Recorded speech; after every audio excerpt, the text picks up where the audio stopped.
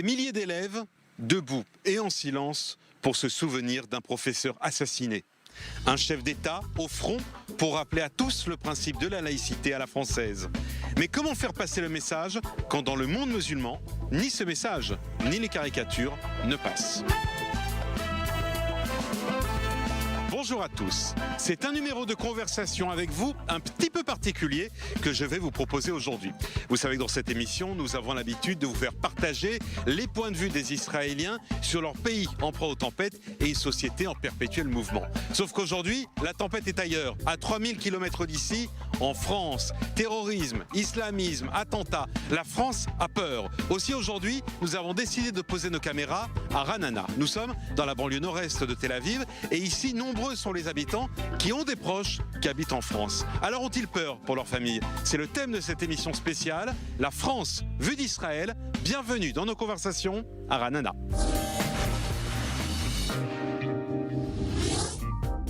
Qui aurait cru qu'en 2020, en France, on décapiterait un professeur de collège pour des caricatures? À 3000 km de là, les francophones israéliens suivent cette actualité de très près. Mais voient-ils encore un avenir au cher pays de leur enfance? Ou lui ont-ils définitivement tourné le dos? Nous leur poserons la question. Caricaturer, oui, mais jusqu'où? En Israël, pays où la religion est partout, s'autorise-t-on les mêmes dessins transgressifs? C'est la question que nous poserons à Michel Kishka, caricaturiste et dessinateur de presse. Il est d'origine belge et vit aujourd'hui à Jérusalem. Terrorisme, mais aussi coronavirus, confinement, barrières. Depuis 9 mois, France et Israël sont quasi inaccessibles l'une à l'autre. Cela vous conforte-t-il dans votre choix d'Alia ou cela vous fait-il paniquer? Les deux pays, jusque-là si faciles d'accès, sont-ils devenus trop loin l'un de l'autre? Nous vous interrogerons.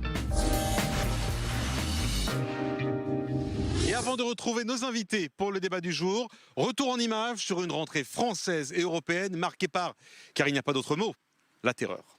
Une rentrée sous haute tension. Ces dernières semaines, la France fait face à une vague d'attaques d'une rare violence. En plein procès des attentats de janvier 2015 et quelques jours après la republication des caricatures de Mahomet, un Pakistanais de 25 ans, muni d'un hachoir, mène une attaque près des anciens locaux de Charlie Hebdo à Paris. Bilan, 2 blessés. Moins de 3 semaines plus tard, l'horreur monte d'un cran avec la décapitation de Samuel Paty, enseignant au collège de Conflans-Sainte-Honorine dans les Yvelines. Il avait montré des caricatures à ses élèves dans le cadre d'un cours sur la liberté d'expression. Le président français décide alors de rendre un hommage national au professeur assassiné. Il réaffirme que la France ne renoncerait pas aux caricatures religieuses. Des propos qui provoquent la colère de nombreux pays musulmans, notamment en Turquie. Recep Tayyip Erdogan a même appelé le président français à faire examiner sa santé mentale. Des manifestations sont également organisées au Bangladesh et même en Israël. Des appels au boycott des produits français sont lancés et le portrait d'Emmanuel Macron est brûlé. Et les attaques se poursuivent. Le 29 octobre, un homme s'introduit dans la basilique Notre-Dame en plein cœur de Nice et attaque à l'arme blanche des paroissiens en train de prier à l'intérieur. 3 personnes sont tuées, dont une égorgée. La représentation française à l'étranger n'est pas épargnée. Le même jour, un vigile du consulat général de France à Djeddah, en Arabie Saoudite, est blessé lors d'une attaque au couteau. Dans ce contexte agité, le président français a accordé un entretien à la chaîne Al Jazeera. Il y défend sa conception de la laïcité. Il précise également comprendre que l'on puisse être choqué par les caricatures, mais n'accepte pas que l'on puisse justifier la violence. La menace terroriste ne faiblit pas non plus dans le reste de l'Europe. Le 2 novembre, une fusillade à proximité de la synagogue de Vienne fait 4 morts et plus d'une quinzaine de blessés. Alors qu'elles affrontent une crise sanitaire sans précédent, l'Europe, et en particulier la France, restent des cibles de choix pour le terrorisme islamiste. Et nous voici maintenant installés au centre culturel de Ra'anana en compagnie de nos invités du jour. Et les voici. Shimon Bretholz, il est le dirigeant d'une société de sécurité. Jennifer Levy, elle est coach holistique. Elle est arrivée en Israël il y a 2 mois à peine. Laurent Ayash, il est conseiller municipal de Ra'anana. Il est également agent immobilier. Yossi Abravanel, il est directeur général adjoint d'Elnet, organisation ayant pour vocation le rapprochement stratégique entre l'Europe et Israël. Yves Darmon, il est le président de la société immobilière Darmon, activité créée pendant le premier confinement. Jonathan Simon-Selem, il est conseiller en communication politique et conseiller consulaire des Français d'Israël. Et merci à tous d'être avec nous. Bonsoir, habitants de Ra'anana, certains sont venus d'ailleurs dans la région pour évoquer avec nous la situation en France. On a vu il y a quelques instants ces images qui ont marqué la rentrée. Et aujourd'hui, je vais vous demander à 3000 km de la France de me dire si vous avez peur pour vos proches, pour votre famille ou tout simplement pour la France et pour l'Europe avec la situation que l'on vit en ce moment. Laurent Aya, je vais commencer avec vous, puisque c'est grâce à vous que nous sommes ici aujourd'hui à Ra'anana, dans cette salle de spectacle. Il y a 25 ans, quand vous avez fait votre alia, vos proches de France vous disaient « fais attention ». Aujourd'hui, c'est l'inverse ? Tout à fait. Il y a 25 ans, les autobus sautaient un peu partout. Et bien sûr, on avait donc des coups de téléphone de la France, des proches qui nous disaient faites attention, n'allez pas dans les endroits publics, évitez au maximum. Et nous avons appris à vivre avec ce phénomène. Et heureusement, aujourd'hui, nous avons dépassé tous ces événements. Aujourd'hui, cette même peur que nos proches ont eue, nous avons cette peur pour eux, en leur disant évitez les lieux à connotation trop judaïque, éviter les attroupements. Faut vivre avec ça. C'est malheureux de dire ça. Faut vivre avec ça. J'espère que de la même façon que nous avons ici en Israël aujourd'hui retrouvé un calme, certes fragile, mais la période est calme. J'espère que très rapidement en France, ils arriveront à régler leurs problèmes et à retrouver cette sérénité. À côté de vous, Jennifer Lévy, vous êtes là, l'inverse. Autant Laurent est là depuis 25 ans, vous, ça fait 2 mois que vous êtes ici en Israël, vous venez de Strasbourg. Est-ce que vous la reconnaissez 2 mois après cette France que vous avez quittée ? Alors je reconnais de moins en moins la France, parce qu'elle ne ressemble plus à ce que moi j'ai connu. Alors je viens de Strasbourg, vous l'avez dit. C'est une petite ville où on ne connaît pas vraiment la violence, mais ça fait quand même maintenant quelques années, avec le marché de Noël il y a 2 ans maintenant, où la violence a augmenté. Et effectivement, on a peur et on est inquiet pour nos proches. En Israël, quelles que soient les guerres qu'on peut vivre ici, ou parce que je suis déjà venue pendant la guerre, on n'a pas ce sentiment autant d'insécurité comme on peut avoir aujourd'hui en France. Voilà, on a l'impression que c'est pas maîtrisé et que c'est vraiment inquiet. Vous dites quoi en tant que nouvelle immigrante ? Je suis ici, mais il reste encore tous ceux qui sont là-bas. Voilà, je regrette pas du tout mon choix. Il n'a pas été guidé par tout ça, il a été guidé par plein d'autres choses. Mais je suis contente aujourd'hui d'être ici et de me dire, voilà, il reste encore pas mal de personnes en France. Quand vous dites pas mal de personnes en France, c'est qui ? de juifs en France. Mais de votre famille ? De ma famille, ici j'ai juste une tante. Donc vraiment, je suis venue seule avec mes enfants et mon mari. Donc je suis inquiète pour ma famille en France, à Paris, à Strasbourg. Voilà, à chaque fois, à chaque événement, on les appelle, on demande ce qui se passe et je partage le point de vue. C'est-à-dire qu'à l'inverse, il y a quelques années, ils appelaient pour savoir comment ça se passait en Israël et aujourd'hui, c'est nous qui les appelons. Faites attention, voilà. Yossi Abravanel, vous travaillez régulièrement avec la France, avec les pays européens. Vous amenez aussi beaucoup de diplomates européens ici en Israël. Est-ce que vous partagez cette même analyse sur cette France que l'on a vue ces dernières semaines, ces derniers mois, confrontée à une vague de terrorisme pas équivalente à celle qu'a connue Israël, mais malheureusement pour toute cette émission, on va faire un petit peu le parallèle, parce que c'est un peu ça aussi, c'est voir le comportement des gens changer en fonction de la terreur qui s'abat sur un pays. Je voudrais tout d'abord redire la totale solidarité des Israéliens par rapport à la France et au peuple français suite à cette vague d'attentats des dernières semaines en France. Je pense qu'il y a une véritable communauté de destin entre la France et Israël face au terrorisme islamiste. Quant à savoir si on est inquiet par rapport à l'avenir de la France, effectivement, on voit que l'Europe et la France en particulier sont aujourd'hui un carrefour de décisions par rapport à la lutte réelle contre le terrorisme et la protection de leur population. Et malheureusement, en France, il y a un certain nombre de dysfonctionnements qui empêchent réellement de lutter contre le terrorisme. Et donc, sur ce point-là, ça a un impact aussi sur la protection de la communauté juive locale. Le dysfonctionnement, c'est quoi ? Ce sont les choix politiques ou alors les choix ou les possibilités sécuritaires françaises ? Alors, il y a plusieurs choses. Moi, je pense qu'il y a besoin d'une réforme très profonde dans tous les domaines, au niveau juridique, au niveau législatif, au niveau de la police, au niveau évidemment de la gestion des prisons, au niveau des renseignements, et surtout au niveau de la possibilité de l'implémentation de technologies de sécurité qui sont vues comme des technologies intrusives en France et en Europe. Et à ce niveau-là, je pense que les Français vont devoir avoir un sérieux débat sur la balance entre les libertés individuelles et la protection des populations. Aujourd'hui, en France, on peut pas... Cette appétence pour le droit à la vie privée en France et la protection de cette vie privée, elle est mise à mal ici en Israël. On l'a vu simplement avec le coronavirus, quand il y a eu dès les premiers mois des appels qui étaient effectués pour toutes les personnes qui étaient loin de chez elles. Autrement dit, ici, on est beaucoup plus surveillé. La loi israélienne le permet, ce qui n'est pas le cas en France. Exact, tout à fait. Ouais. Mais ça sauve des vies. Donc maintenant, il faut choisir entre les libertés individuelles et sauver des vies, ou laisser les terroristes faire ce qu'ils sont en train de faire sur le territoire français. Il y a un vrai débat. Ouais. Jonathan Simon-Selem.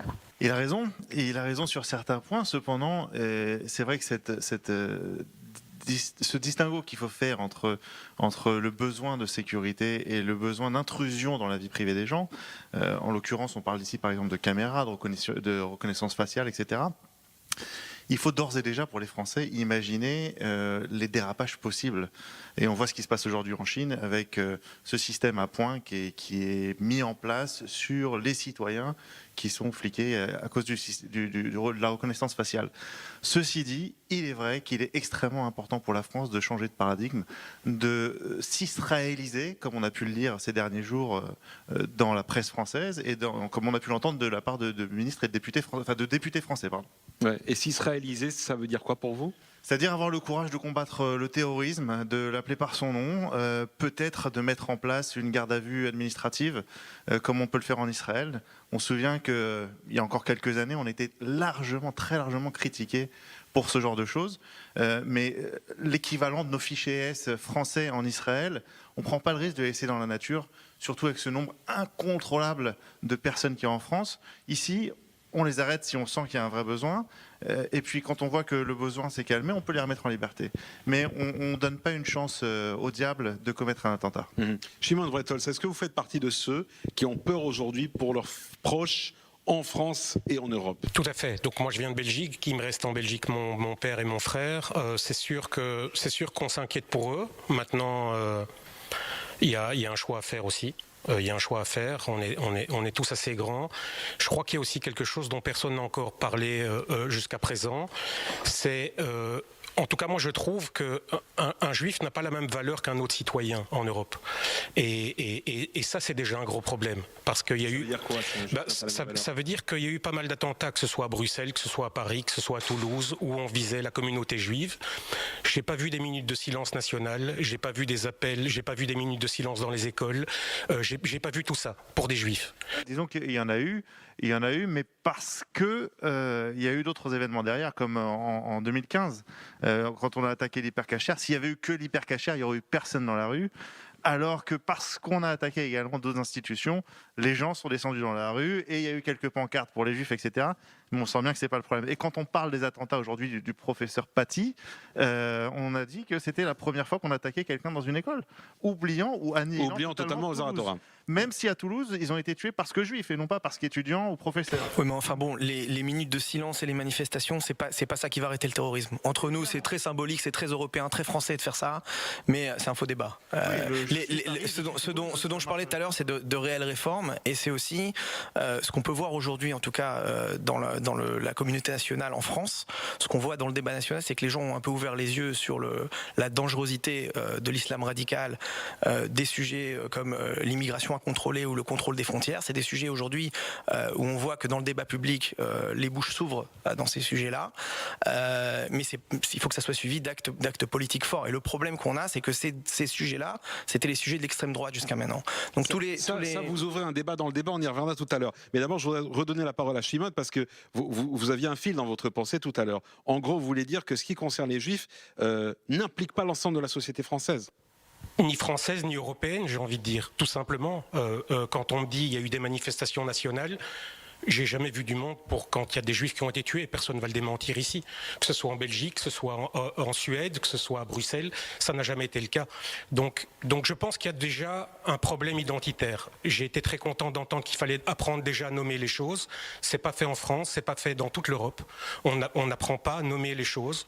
Il y a un gros problème avec la politique migratoire actuellement Vous ne pensez aussi. pas que là, justement, avec ces événements, ça y est, la France et l'Europe commencent à nommer les choses? Pas du tout. Quand Emmanuel Macron commence enfin à nommer l'islamisme radical? Pas du tout. Moi, je suis. Non, mais monsieur vient de Belgique où les gens sont dans le déni total. Mais en France, aujourd'hui, les gens commencent à comprendre. Il y a l'opinion nationale, l'opinion publique, elle comprend ces choses-là. Et c'est pour ça que les politiques réagissent. C'est parce qu'ils voient que dans le débat public, les gens nomment les choses. Permettez-moi de vous dire que la France, déjà, ne va pas bouger toute seule. C'est l'Europe qui va bouger. C'est pas la France qui va bouger toute seule. La France n'a jamais montré l'exemple dans quoi que ce soit au niveau politique européen. Il faut le savoir. C'est plutôt les Allemands qui mènent la politique européenne. Et il n'y a pas de politique européenne commune contre le terrorisme. Comme il n'y en a pas non plus contre la santé, on l'a vu maintenant. Mais c'est tout. Il faut nommer les choses. Il n'y a rien qui va changer. Il n'y a rien qui va aller mieux. Le verre est dans la pomme. Et il faut simplement réagir. Et c'est ça aussi un des reproches qu'on peut faire à l'Europe, aux autorités françaises, c'est d'être toujours dans la réaction. Vous savez, on parlait il n'y a pas longtemps des premiers attentats aux véhicules béliers qu'il y a eu en Europe, alors qu'il y en a eu plein en Israël. Mais Israël n'a jamais été considéré par l'Europe comme un pays normal, entre guillemets. Ça a toujours été considéré comme un pays à part, où ce qui se passe en Israël ne pourrait jamais arriver dans le jardin européen. Aujourd'hui, le jardin européen, c'est le vivier du terrorisme, que ce soit les banlieues parisiennes ou la banlieue de Bruxelles, c'est le vivier du terrorisme qui s'y passe, et on voit encore ce que ça fait avec Vienne il y a quelques jours. Donc non, je pense que le verre est très loin dans la pomme, et je ne pense pas que la France est à même de changer quoi que ce soit. Donc l'Europe, en gros, et la France ont péché pour avoir pensé que jamais ce terrorisme-là ne pourrait arriver jusqu'à eux, et c'est ce qui se passe maintenant. Jonathan Simon célèbre, et après j'aimerais entendre Yves Darmon, qu'on n'a pas entendu jusqu'à maintenant. En fait, Simon a raison dans le sens que ça fait des années que les Israéliens, et même certains députés français, on pense à Christian Estrosi, répètent sans cesse que Israël est le laboratoire du terrorisme, enfin, de l'antiterrorisme. Pour le coup, on a vu ce qu'on appelle en France les voitures folles. Ce sont pas les voitures qui sont folles, ce sont les chauffeurs. Les attaques au coup de couteau dans la rue. Et c'est vrai que tout ça, on a dit que ça arrivait d'abord en Israël, qui était le gardien des valeurs de la démocratie et de l'Occident, et que ça arriverait ensuite en France. Personne n'a voulu le croire, malgré certaines voix. Une fois encore, Christian Estrosi était l'un d'entre eux. Aujourd'hui, tout le monde est en train de réaliser que tout ce qu'on a dit est en train de se réaliser en France. Yves Darmon, quel est votre regard, vous, en tant que citoyen, sur ces événements qui viennent de se dérouler en France et en Europe et qui vous ont touché, vous, mais aussi vos proches? Écoutez, moi je crois que malheureusement c'était une étape presque inévitable. Ça veut dire que depuis des années, je dirais pas que la France, mais l'Europe fait reculer ses limites. Je veux dire, à partir du moment où on a commencé à autoriser le voile, puis après c'était la cantine halal, puis après c'était les piscines séparées, pour arriver à ne plus pouvoir parler de la Shoah dans certaines classes parce que ça dérangeait certains, et puis on arrive, il y a je sais plus combien de temps, d'autres pourront donner la date, à crier mort aux Juifs à Paris, puis ça dérangeait personne. En tout cas, aucun homme politique ne s'est ému. C'était dans des manifs en 2014. Voilà, je ne me rappelle plus l'année, mais bon, c'était pas si loin que ça. C'est une limite de plus. Vous savez, l'islamisme n'a pas la notion du temps. Pour eux, chaque bataille doit être gagnée. Ils ne veulent pas gagner la guerre tout de suite, ils veulent gagner une bataille après l'autre. Et chaque fois qu'ils font reculer la démocratie, chaque fois qu'ils font reculer les gens, quelque part ils ont gagné et ils ont un autre agenda. Et à ce titre-là, je pense que les médias ont un rôle énorme, notamment dans la nomination des choses. Donc vous revenez sur ce que Shimon disait tout à l'heure, mais lui, il accusait plutôt les politiques de mal nommer les choses. Non, mais le problème c'est que les politiques, comme disait mon collègue tout à l'heure à côté, les politiques réagissent à la population. Ils veulent leur élection d'après, donc voilà. Maintenant, à partir du moment où les médias ont commencé à nommer le terrorisme, les gens ont appelé ça le terrorisme. Il y a quelques années, quand j'étais en Israël, quand il y avait l'intifada numéro 2, il y avait des bombes, malheureusement, presque tous les jours. Mais les journaux européens appelaient les terroristes des activistes palestiniens. Encore un peu, ils les appelaient les géos, les gentils organisateurs. Encore un peu, c'était des animaux. Et les politiques européens appelaient Israël à la retenue. Exactement. Alors qu'aujourd'hui, les médias commencent, pas tous, mais commencent peu à peu à parler de terrorisme et à parler de terrorisme islamiste. Parce qu'à un moment ou à un autre, il faut bien nommer les choses. Il y a aucun chrétien qui tue quelqu'un pour la chrétienté dans le monde. Aucun juif ne tue quelqu'un pour le judaïsme dans le monde. Donc, le problème du terrorisme islamique. Alors aujourd'hui, il parle de l'islamisme radical. Il va falloir donner la définition de la radicalité dans l'islamisme, dans la mesure où les dernières manifestations à Paris, je m'excuse, mais j'ai pas vu beaucoup de musulmans manifester. J'en ai pas vu beaucoup manifester. Au pire, ils sont d'accord. Allez au jusqu'au mieux, bout, ils disent rien. C'est quoi le problème? Ce sont les musulmans de France qui ne se manifestent pas assez? Moi, je pense que si vraiment les musulmans de France veulent que l'on les considère comme des Français, ils doivent quelque part accepter la règle de la démocratie, la règle du vivre ensemble, la règle de la laïcité. Ça leur convient pas, c'est peut-être leur droit. Mais moi, quand je me sentais plus à ma place en Europe, j'ai quitté l'Europe, je suis venu habitant d'Israël. C'est aussi simple que ça. Et il y a plein d'autres pays qui seront peut-être d'accord d'accepter les musulmans de France qui viennent, c'est pas un problème. Mais à un moment ou un autre, il faut pas arriver dans un pays et vouloir le faire changer. Il y a une règle très importante dans le judaïsme. Je suis pas très religieux, mais tous les matins, dans toutes les synagogues, les gens font une prière pour le pays qui les accueille. Tous les matins. C'est une prière importante. Pourquoi? Parce qu'en tant que juif, on est accueilli dans un pays et on doit remercier ce pays de nous accueillir. Et ça serait bien que toutes les religions au monde remercient les pays d'accueil et leur disent merci de nous recevoir. Et nous, on ne va pas vous faire changer, on va nous s'adapter. C'est très bien de rappeler ça, mais on va rappeler aussi que ce message-là que vous dénoncez, c'est celui des islamistes et que fort heureusement, l'écrasante majorité des musulmans de France ne le pense pas. Voilà, c'est justement ça le problème, c'est que lors de toutes les manifestations, et Dieu sait qu'on en a organisé des manifestations, que ce soit à Paris, que ce soit à Bruxelles, etc., il n'y a pas de représentant, pour ainsi dire, une présence force de la présence musulmane. Et donc, malheureusement, on ne peut que constater, encore une fois, qu'on est seul vis-à-vis de nous-mêmes et qu'il y a un moment où il faut faire un choix. Et donc faire un choix, pardon, mais c'est quoi? C'est faire ses valises, en fait? Dans toute notre histoire, on a souvent dû faire nos valises et que là, on a le choix. Ou bien on a le choix de les faire, ou un jour on n'aura peut-être plus le choix de les faire. Et il faut pas croire que ça n'arrivera pas. En tout cas, tous les signaux sont mauvais pour la communauté juive qui vit en diaspora, ou qu'elle vive aujourd'hui. Petite pause et retour ici à Ranana avec les habitants de la ville et de toute la région. À tout de suite.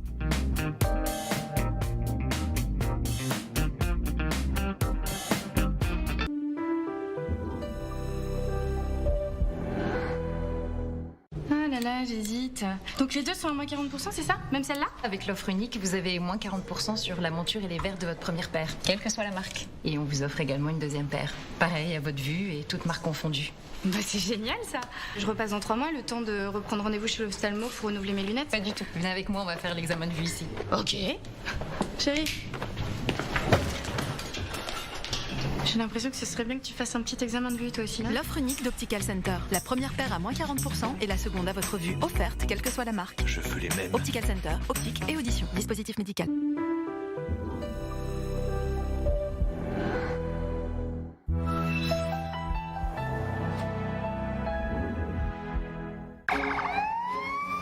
Retrouvez-nous chaque soir dans le Grand Live pour 2 heures d'infos en direct sur i24 News. L'actualité en Israël et au Moyen-Orient, le monde en direct, chronique, analyse, reportage, débat. C'est le Grand Live sur i24 News. Armée, police, service intérieur, service secret. Mais que savez-vous vraiment du monde de la sécurité ? C'est dans ce désert, au cœur du Proche et Moyen-Orient, au cœur de tous les conflits, que tout a commencé. Mais dans cette fournaise, il n'y a pas que les températures qui grimpent, les tensions aussi. Alors le monde est fou, ça nous le savions, mais depuis quelques années, notre planète tourne drôlement et ça ne nous fait pas toujours rire. Europe, Proche-Orient, États-Unis, Inde, Chine, Russie, dictateurs fous, démocratie fragile, peureuse, lâche, rire, angoisse chaque dimanche. Dans l'Islam interdit avec mes invités et Amnous Chalmani, ma complice, c'est de ce monde-là et de sa valse merveilleuse ou inquiétante dont nous allons parler, sans aucun interdit bien sûr.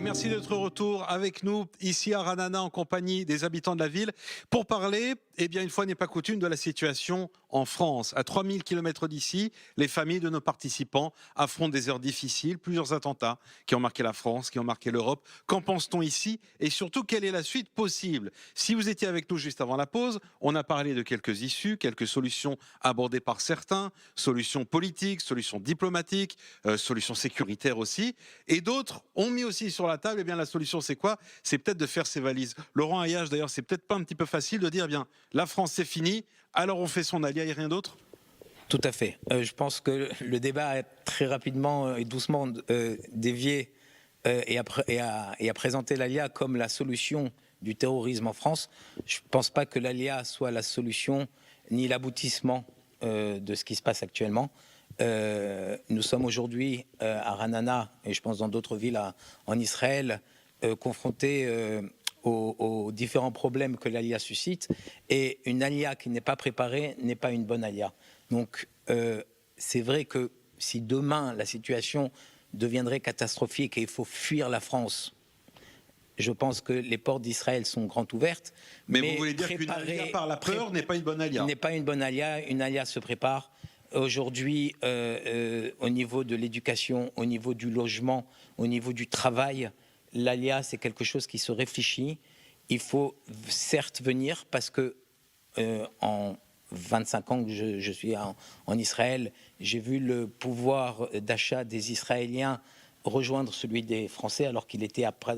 En 2010, il y avait, je crois, une différence de 35 voire 40% de différence de PIB entre la France et Israël. Et aujourd'hui, on est pratiquement équivalent. Aujourd'hui, je me rappelle les paroles du grand rabbin Joseph Sitruk, Zichrono Livracha, qui disait il y a une quinzaine d'années à la population française: vendez vos appartements en France pour acheter des appartements en Israël, parce que dans quelques années, vous devrez vendre des châteaux pour pouvoir acquérir un appartement. À Tel Aviv, c'est déjà le cas. Et nous y sommes. Et ailleurs dans le pays. Et nous y sommes. Là, vous parlez de la question économique. Mais revenons, si vous voulez bien, quand même sur la question identitaire et sécuritaire. Yossi Abravanel, je veux vous dire franchement, pour moi, pour les membres de mon équipe, on a décidé de faire cette émission parce qu'on s'est rendu compte que le même week-end, on a tous parlé avec nos familles en France en leur disant: est-ce que vous allez bien? Oui, ça a été le réflexe de quelle situation. Ça a été le réflexe de tout le monde, et je crois que ça a commencé même avant la vague d'attentats avec le Corona, puisqu'on a vu le Corona nous a mis dans une situation où complètement improbable, où en fait les portes d'Israël sont fermées aux Juifs de l'étranger. Personne n'aurait pu penser ça avant la crise. Donc déjà c'était un premier coup pour les Juifs de France, parce que Israël a toujours été une sorte d'assurance vie pour eux. Ça va mal en France, on a toujours l'option de partir en Israël. Ben non, du coup en ce moment vous pouvez pas, parce que à cause de la situation sanitaire vous pouvez pas venir en Israël. Donc ça c'est un premier coup. Le deuxième coup, c'est les attentats aujourd'hui. Donc effectivement, il y a cette impression-là que nos familles là-bas sont pas dans les meilleures conditions en ce moment.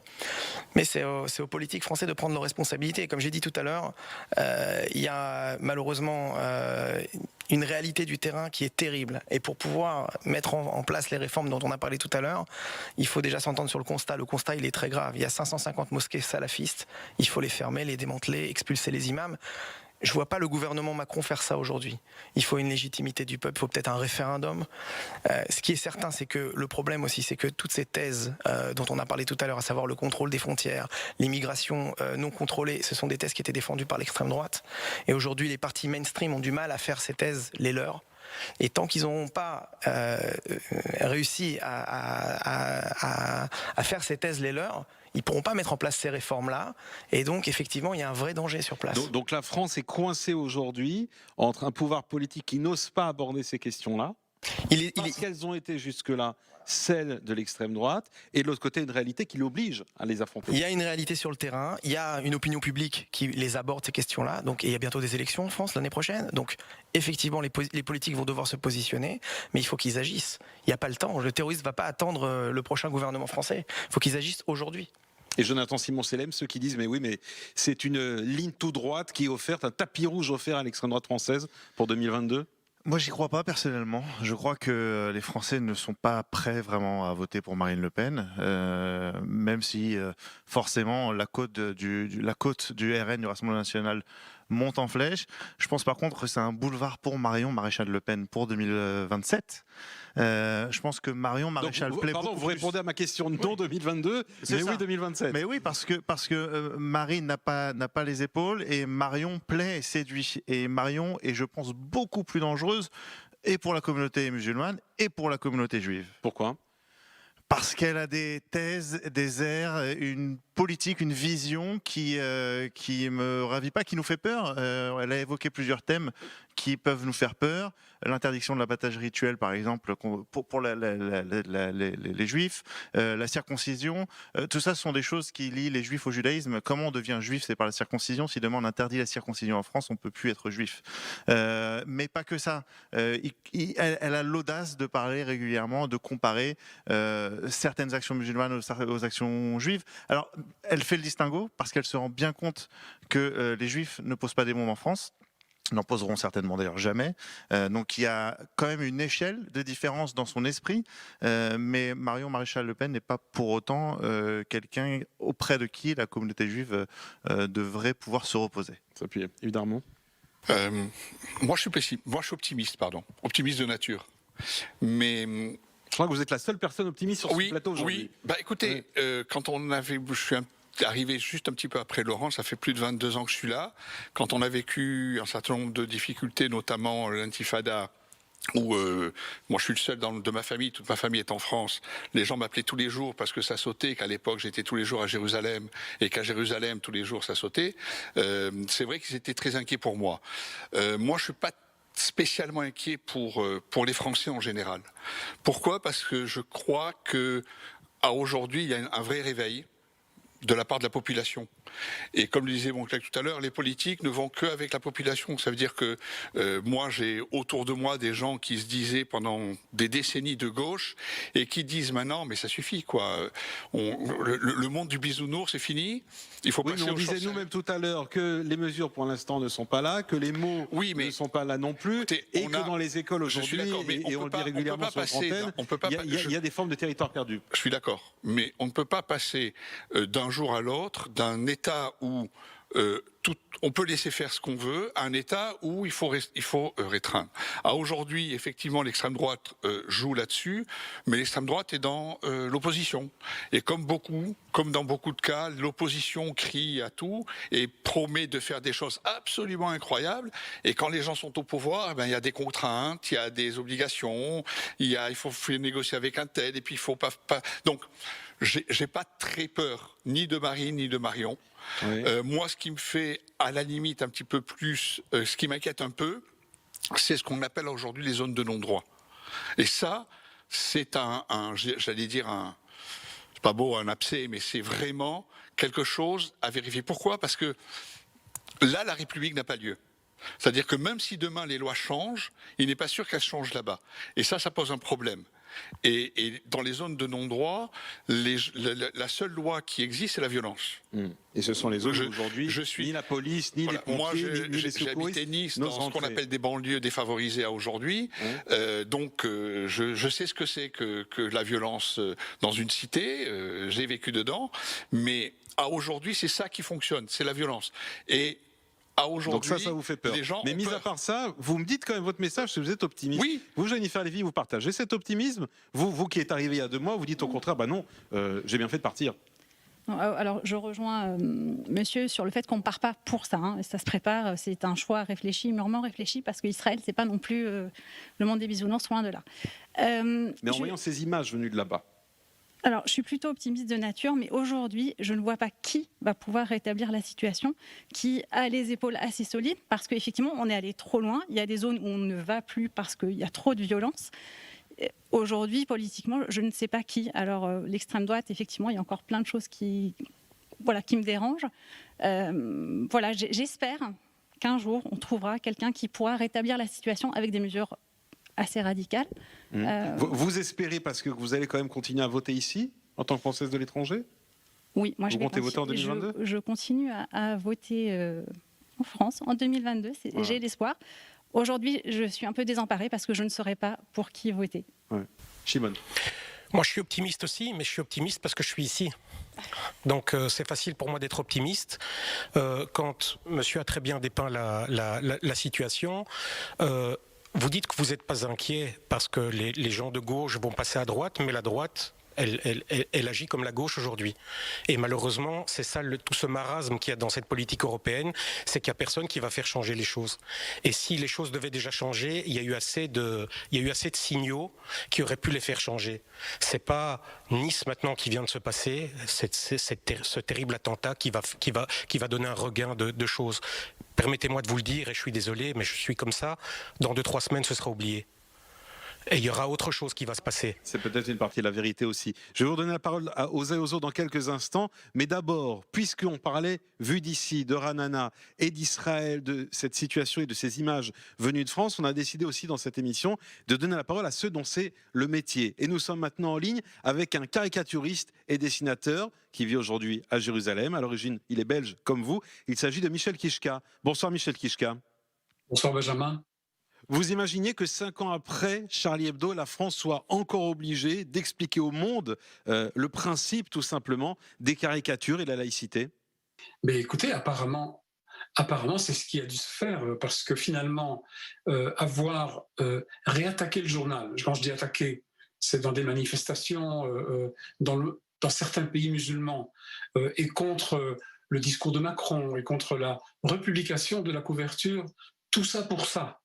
Qui était tellement importante de rappeler aux lecteurs de ce journal satirique et indépendant que lisent ceux qui veulent le lire, d'accord, important de rappeler que ces assassinats et ces procès, c'est à cause de quelques dessins. Et apparemment, voilà, le vaccin n'a pas marché.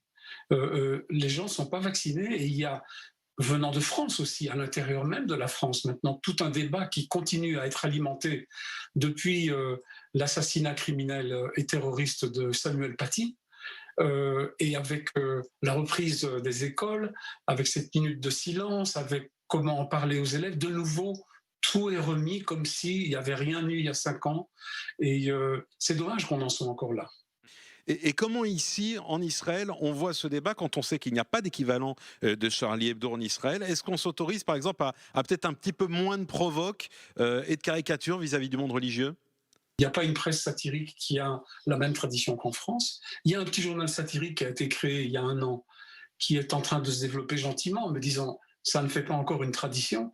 Et disons que dans la presse en général, les dessinateurs, ils vont le plus loin qu'ils sentent. Vous savez, finalement, on n'a pas une charte accrochée au mur de notre atelier quand on dessine, où il est marqué ce qu'on peut faire et ce qu'on ne peut pas faire. Et c'est chacun, en son âme et conscience, et avec son sens de l'humour, de la responsabilité, de la critique, les habitudes qu'il a, et aussi la sensibilité de ce qu'il sent qui se passe dans le monde, qui se donne lui-même ses propres limites. Et je pense qu'en Israël, il y en a peut-être un petit peu plus qu'en France, parce que notre tradition du dessin de presse est un peu plus jeune, mais on se donne quand même pas mal de liberté. Et sur le religieux, puisque c'était aussi la question que vous me posiez, en Israël, étant donné qu'il n'y a pas la séparation de l'Église et de l'État comme en France, et que le religieux est à la Knesset, puisque nous avons des partis orthodoxes, alors on dessine sur les orthodoxes, mais en visant leur politique, en visant la manière dont ils fonctionnent à la Knesset, et pas pour le fait qu'ils soient orthodoxes. Le fait qu'ils soient orthodoxes, ça ne regarde qu'eux. Et c'est leur façon de croire, c'est leur façon de pratiquer. J'ai des choses à redire là-dessus, mais j'ai rien à dessiner là-dessus. D'accord, je respecte. Donc en fait, en Israël, on se moque des politiques, mais on ne se moque pas de la religion dans les caricatures. On se moque très peu de la religion dans les caricatures, et en plus, quand même, vous savez, en Israël, il y a quand même un grand nombre de villes très importantes qui sont des villes mixtes. On vit avec une population arabe depuis la création de l'État, depuis toujours. Il y a des villes comme Jérusalem, comme Yafo, comme Saint-Jean-d'Acre, comme Haïfa, où il y a un vivre ensemble que je pense on ignore relativement beaucoup en France. On ne se rend pas compte de la manière dont dans le quotidien des juifs et des musulmans vivent dans un même une même ville, dans un même quotidien. Et il n'y a aucune raison d'aller s'attaquer aux religions, parce qu'on a un conflit qui n'est pas une guerre de religion, c'est un conflit territorial et politique. Et donc on a la possibilité dans nos dessins de parler du conflit, de parler des dirigeants. On n'a pas besoin d'aller au-delà des nuages, en mer des dieux, que ce soit le leur ou le nôtre.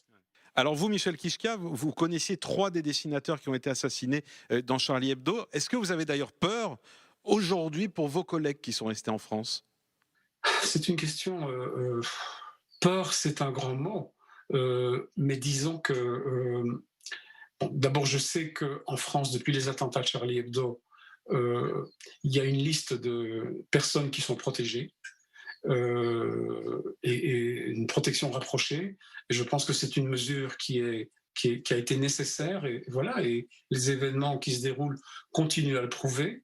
La France essaie de défendre sa vision de la République laïque et la liberté d'expression, justement en protégeant ses dessinateurs, mais il y a, au-delà des dessinateurs, aussi d'autres personnes qui sont menacées. Il y a des journalistes, il y a des écrivains, et puis voilà, je pense que le professeur Samuel Paty, ça a été vraiment la preuve du fait que finalement, ça se passe à tous les niveaux. C'est pas tellement le dessin de presse. Vous savez, je pense que... Mais donc vous avez peur pour tout le monde, pas que pour les caricaturistes en fait. Non, j'ai pas peur pour tout le monde. Peur, non, je ne vis pas dans la peur, mais je suis très inquiet.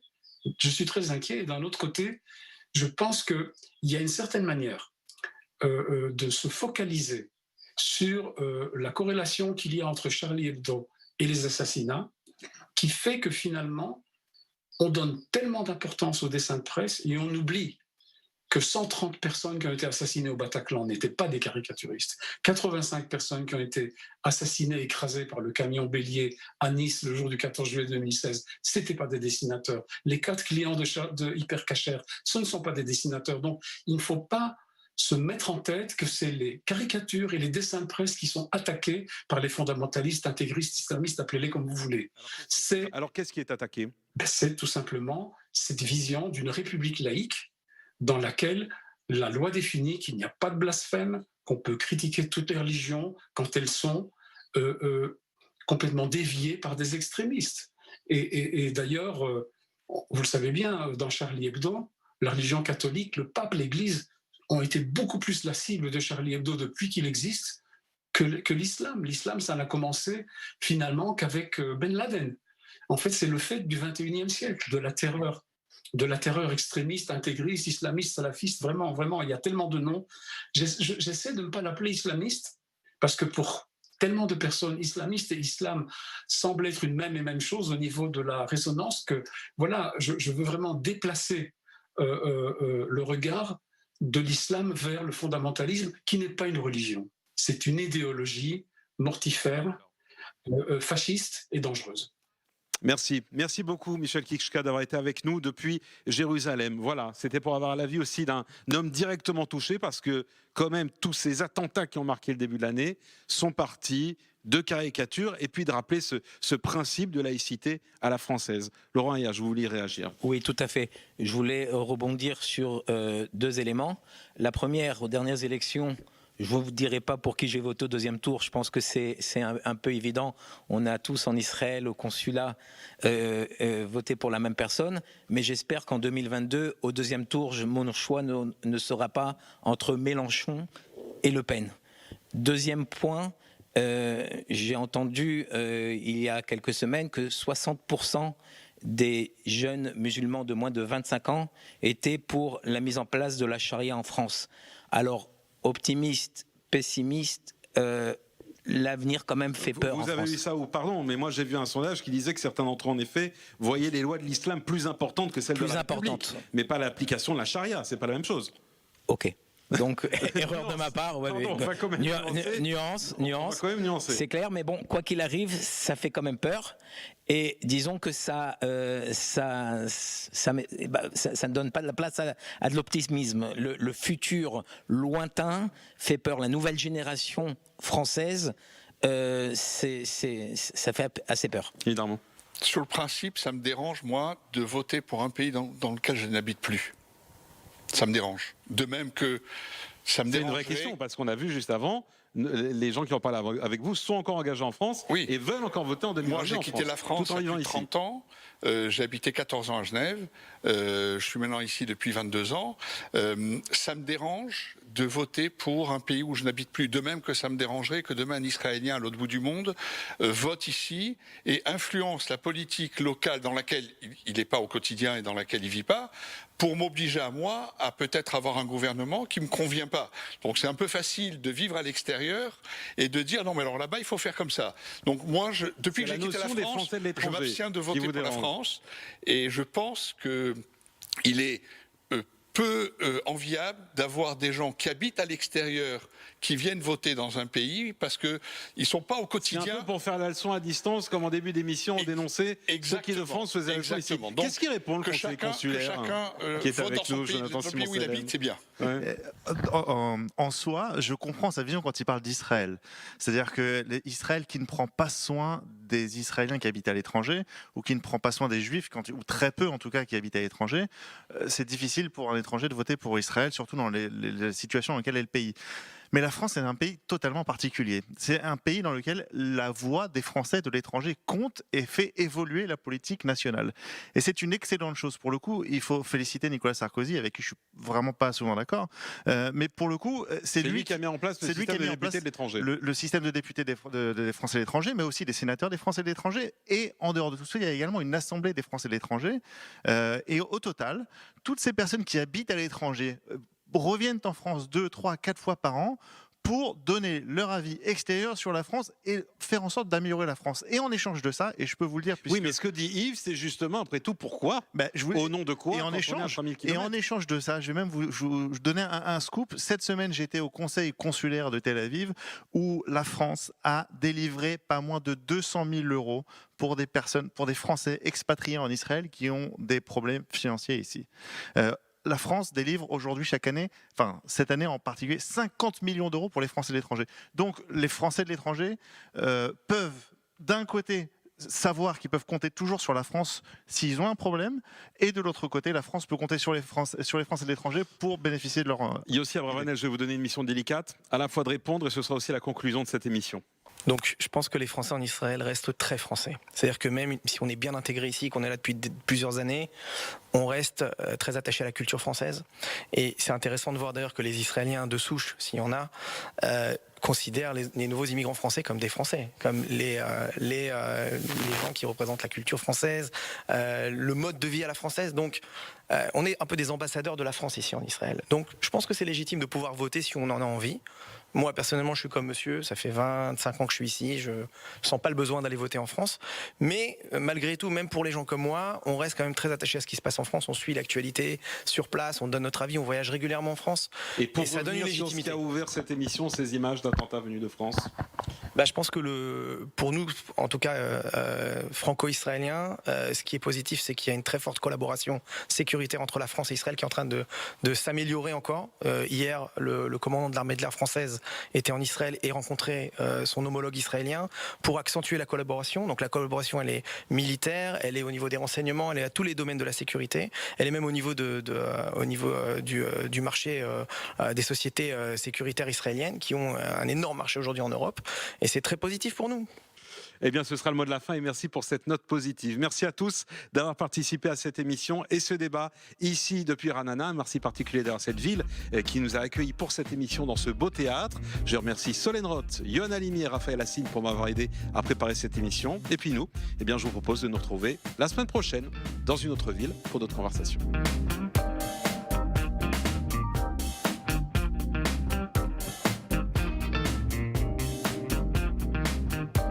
La vraie question est de savoir en réalité si la France et l'Europe sont entre guillemets foutues.